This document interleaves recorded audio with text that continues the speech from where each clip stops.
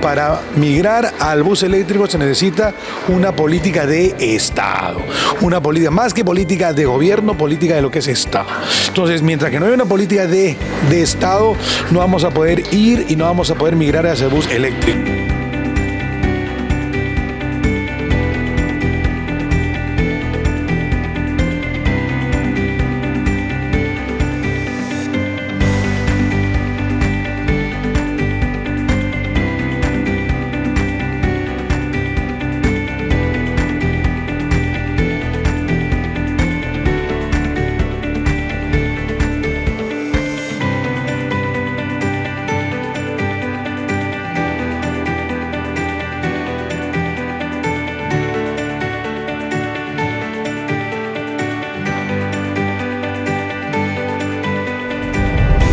Amigos de En Punto Municipal, nos volvemos a encontrar en otro en vivo. Ricardo Hurtado, Fernando Ceballos, el día de hoy desde la Cámara de Comercio de Lima en un importante fórum. Estamos en los desafíos del transporte urbano relacionada a la al último reglamento del ATU, y encontramos a un personaje identificado con el transporte relacionado con las leyes, y él ha venido a hacer su ponencia, el doctor David Mujica. Doctor, gracias por permitirnos, estamos en plena evento, pero darnos unas palabras de este evento. Bueno, gracias por venir realmente.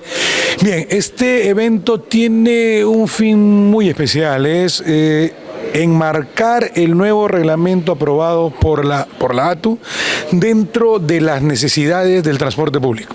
A veces parece ser que la autoridad emite un reglamento y desconectado del sector que reglamenta. Eso le quería preguntar, la redundancia, ¿no? Le quería preguntar porque hay otro reglamento y todavía hay una confusión. Claro.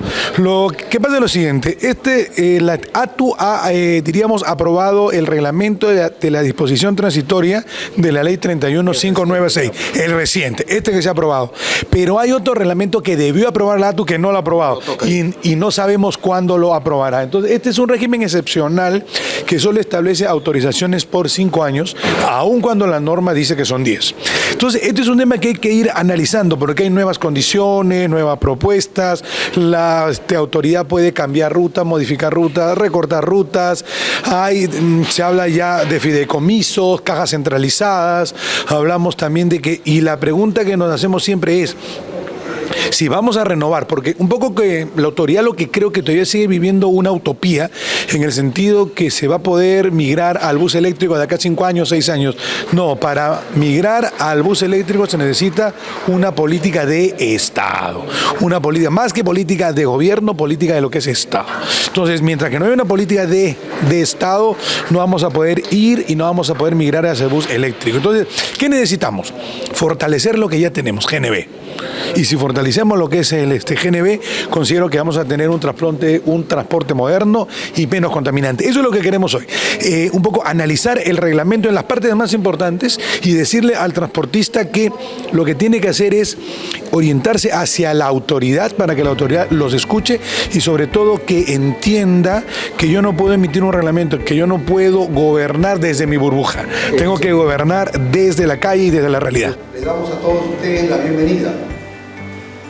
Hoy hemos querido convocar esta reunión para ver un tema muy importante con relación al transporte urbano, de lo que hoy, hace poco ha salido un reglamento que realmente es importante analizarlo.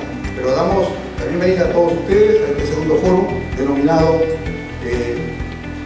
Problemas y desafíos del transporte urbano en el Callao en base al reglamento ATU.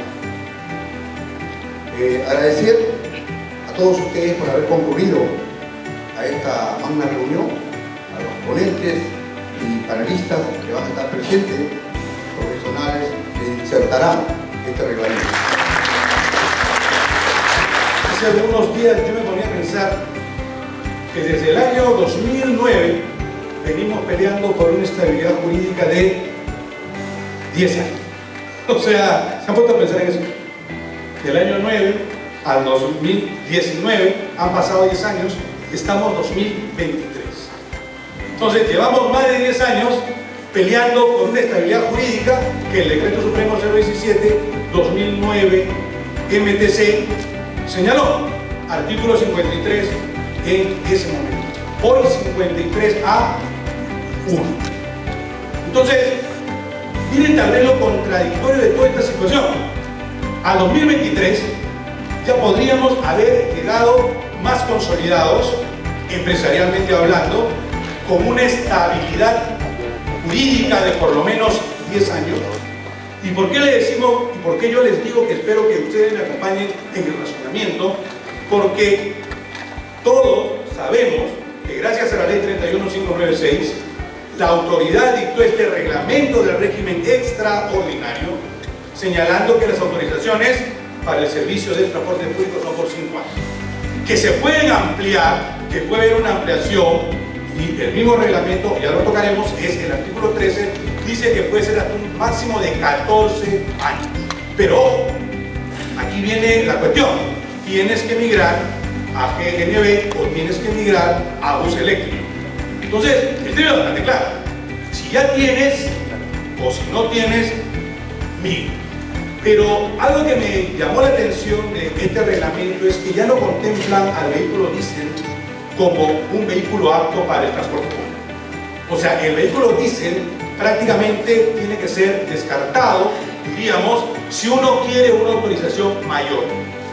El vehículo diésel ya no es el óptimo para el transporte público. El GNB es el al que tenemos que estar mirando, pero tenemos que ir mirando más allá hacia el bus eléctrico.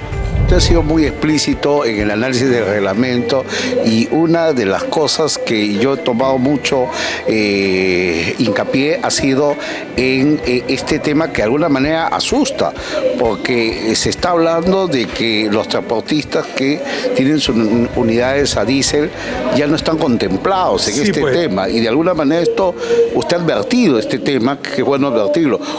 ¿Cómo se puede entender que saquen unas personas así nomás? Bueno, definitivamente ese es el desconocimiento de la autoridad o querer orientar hacia determinado bus, que definitivamente yo no, tú sabes que soy muy responsable y yo nunca lanzo una afirmación. No, disculpe, va en contra de la Constitución porque estamos hablando de derechos. Lo que pasa es que hay transportistas que han invertido en buses a diésel nuevos y todavía los están pagando. Y si tú le dices, solo tienes 5 años y si quieres más, tienes que migrar a GNB. Entonces, ¿qué es lo que tiene que hacer?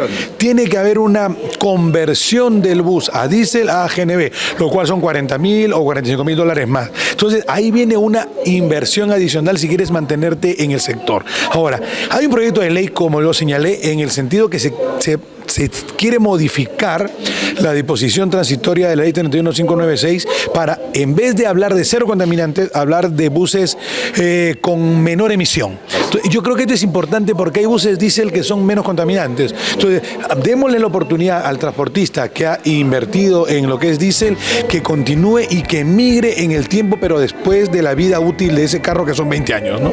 Pero ¿cuál es la política del Estado? Porque Chile tiene una política estatal para lo que es el vehículo eléctrico. Perú tiene esa política, pues solamente lo que esté en el reglamento que aprueba, artículo 1, el régimen excepcional. Y por favor, quedémonos con esta palabra, régimen excepcional. Este reglamento que ustedes ven es hijo de la ley 31596, pero no solo de la ley 31596, es hijo de la disposición transitoria, complementaria, final de esa ley que ven ustedes, aprobada o publicada el 28 de octubre del año 2020. En el año 2019, el Ministerio de Transportes y Comunicaciones, que reglamentó la ley 30.900, le dio a la ATU 90 días, para reglamentar la administración de transporte en Lima y Callao, lo cual no se cumplió jamás. Yo creo que todos somos testigos que hasta la fecha seguimos siendo gobernados por la ordenanza 1599 y por la ordenanza 140. No es una novedad. Entonces, este reglamento jamás se aprobó. Así que no se confunda, y por eso es que a lo mejor se está llevando a la confusión a muchos transportistas. A lo mejor están pensando que este reglamento que se ha aprobado, la resolución de presidencia 203, es el reglamento que la ATU debía aprobar en base al decreto supremo 005. Esto no es así, señores. No confundamos. Lo que la ATU aprobó hoy, por lo que está aprobado, es el reglamento del régimen excepcional y extraordinario. No este reglamento todavía no se aprueba. Y además usted ha dicho de que usted no está en contra de los buses eléctricos, lo ha explicado, pero hay alternativas. Si esta, la del congresista, sea estos planteamientos, se podrían escuchar. Sí, se podría escuchar y esperemos que el Congreso lo apruebe y esperemos también que la autoridad, si se aprobara esa ley, definitivamente entienda y dé las autorizaciones y quite, pues, no entendemos de verdad por qué la autoridad está empeñada en el bus eléctrico. No sé qué hay detrás de toda esta cuestión, pero esperemos que la autoridad escuche y que realmente haya un cambio en el sentido de que nadie se opone al bus eléctrico, pero para que haya buses eléctricos se necesita políticas de Estado, subsidios. Es imposible hablar de un bus eléctrico que vale aproximadamente $300,000 para que una sola empresa pueda comprar 30, 50, 80 buses eléctricos. Eso es muy complicado. Y la única manera, así como lo ha hecho Chile, es subsidiando o que haya una política de Estado para subvencionar, ¿no? Lo que antes estaba en la Municipalidad Provincial en la MML, en la Municipalidad Metropolitana, y lo que estaba antes en la Municipalidad Provincial del Callao se lo pasaron a la ATU. Y la pregunta es, ¿la ATU no tiene que acatar lo que es el 017? Hace algunos meses tuve una reunión con un grupo de transportistas, ¿no? Y un transportista se paró muy hondo y le han dicho que el 017 no era de aplicación para el transporte público, solo era de aplicación para el transporte interprovincial. Y así le habían dicho sus asesores. Bueno, yo no dije mal, de verdad respeto mucho a la gente, pero definitivamente estaba pues en otro carril, como se dice en el lenguaje de los transportistas. Estaba por el carril contrario. Que alguien diga que el 017 2009 y el 020 2019 no se aplica para el transporte público, eso es una locura. No sé quién será, pero todavía hay algunos que creen. Entrará en vigencia cuando la ATU apruebe su TUPA. Eso no sabemos cuándo será. Algunos dicen que será abril del próximo año, mayo del próximo año, no lo sabemos. Pero siempre hay que entender algo, y ya lo veremos en el reglamento mismo. Este reglamento no se puede aplicar sin un plan regulador de ruta. Ya vendrá un especialista, vendrán dos panelistas a hablarnos sobre el plan regulador. ¿Cuán necesario es? Yo escuchaba al presidente de la ATU decir que se van a eliminar aproximadamente 99 rutas, 96 rutas, no recuerdo bien, pero se van a eliminar rutas. Y yo me pregunto, hoy yo no tengo todavía la seguridad y la certeza de que mi ruta va a continuar, no la tengo aún. Vamos a ver, así de sencillo. Mañana la juegan. Pero bueno, ¿algunos saben cuál es la política de la ATU para que ustedes compren buses eléctricos? Bueno, no vaya a ser como a lo mejor algún expositor que se paró y dijo, lo que pasa es que en Lima vamos a cambiar a bus eléctrico solo con inversión privada. Bueno, todo lo que escuchamos nos quedamos fríos, ¿no? Yo no sé cómo van a cambiar a un bus de $300,000 o $280,000 solo con inversión privada, con una flota de 80 carros, 50 carros, 40 carros. ¿Cuál es la espalda financiera que debe tener usted? Bueno, eso ya lo verá el financiero. Y igual, y caen 90 días para que también la ATU adecue el reglamento a los 10 años que se plantea como régimen excepcional. Ya que la autoridad no quiere reglamentar el régimen ordinario, bueno pues, que le den en vez de 5 o 10 años en el extraordinario. ¿No les parece interesante? A mí me parece muy interesante. El tema es que tenga el apoyo suficiente este proyecto para que sea aprobado en el Congreso. Ojalá, porque sí evitaría la discriminación y sí habría mayores posibilidades de poder conseguir, diríamos, financiamiento o a lo mejor un crédito en cualquier financiación.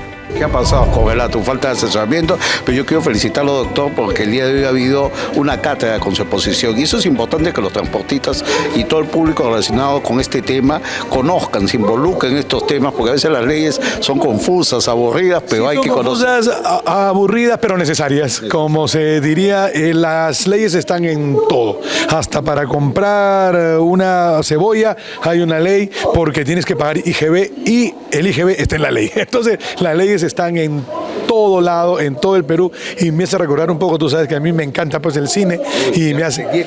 Tenía que llegar al cine, así como yo cerré con una película mi exposición, ahora cierro en el sentido de que yo me acuerdo mucho cuando en la película El abogado del diablo, Keanu Reeves en la parte final le pregunta a Al Pacino, que era el demonio, le dice, ¿por qué los abogados? O sea, ¿por qué escogiste el derecho y por qué quisiste meterte con los abogados? Y Al Pacino, que era el diablo, le responde, porque las leyes están en todo. Somos los dueños del universo. No hay cosa que no se mueva en este mundo que no esté en una ley o en un decreto, en algo. Entonces, por eso es que las leyes están en todo, y todo mejor que se soporta, todo descansa en alguna ley. Y esto es importante. Por eso que abogados hay en todos lados, abogados y policías. A montones. A montones. Muchas gracias, doctor Mujica, siempre su participación, y en otro momento lo tendremos en Punto Municipal en el set en vivo. Siempre es un gusto estar contigo. Gracias por haber venido y bueno, continúa disfrutando de las exposiciones. Gracias. Hemos estado con el doctor David Mujica desde la Cámara de Comercio de Lima, en Jesús María, con este importante foro que todavía no acaba. Permiso. Los peruanos son enemigos de los propios peruanos. Efectivamente, en las mesas de trabajo había, digamos, yo no quiero decir dos bandos, pero sí de repente opiniones contradictorias entre los mismos dirigentes que participábamos en esas mesas de trabajo. En ese entonces, las empresas del Callao presentaron sus solicitudes, porque así decía la norma, amparadas en el Decreto Supremo 017, que es el Reglamento Nacional, que norma a nivel nacional, está en la Ley 27181, que son normas nacionales. Entonces nosotros, cuando íbamos a la mesa de trabajo, bueno, quien le habla, yo discutía esto, debatía, no discutía, de repente debatía esta situación. Yo le decía, pero ¿por qué usted tiene que sacar una nueva norma para poder votar la renovación de nuestras autorizaciones? Ciertos compañeros, y lo voy a decir, obviamente, los del Callao peleamos eso con el amigo de Anitra, ciertos compañeros de Lima, pero no, los del Callao quieren el statu quo, quieren lo mismo, quieren mantener con todo eso, por eso quieren los 10 años. Y el propietario, o sea, el pasajero, no es el cliente, es el propietario. Por eso nos tiran barro, ¿no? Dicen cascarón, estas cosas. Una vez una alcaldesa, que ahora está en prisión, tuvimos una conversación, que dijo, ustedes son cascarones. Yo les repliqué que ellos eran antiguos cascarones, porque como partido político tenían que cumplir las normas de partidos políticos. Sin embargo, no teníamos bases en la provincia, en los departamentos, ni nada de eso. Y hoy día ya ni existe. Nosotros seguimos vivos, ¿no?